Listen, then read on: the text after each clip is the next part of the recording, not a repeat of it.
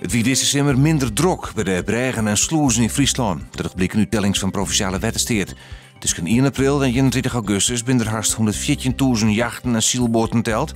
Vliegen die in dat er zo'n 3.000 meer. Er komt een nieuw onderzoek naar de helberers van het project Holwert on Zee. Dat hebben de verschillende oerheden en de stichting Holwert aan Zee maar met elkaar praten. Het plan kost het goed 180 miljoen euro. Het doel is om het dorp met de Waadzee te verbinden om het zo toeristischer te maken. ONS Bozo Snits het juist de bekervoetbalwedstrijd in Vlissingen uiteindelijk maar 3-2 woen en maakt nou in de volgende ronde opnemen in FC Utrecht. De wedstrijd moest vliegen weken waar ze staakt worden vanwege het minder waar. Het laatste jaloeren waar het nooit spelen. De uitkiektoer van Bakkeveen komt te keer. De gemeente Opstelon zet de Belvedere in de verkeer omdat het onderhoud van de toer te volle yield kost. En het net een gebouw is dat bevarst in gemeentelijk eigendom Bleuwenhoogd. Wat de 23 meter hege uitkiektoer kost is net bekend. Joen en vannacht buien, mogelijk met hagel en tonger. Het wordt een gratis te zien.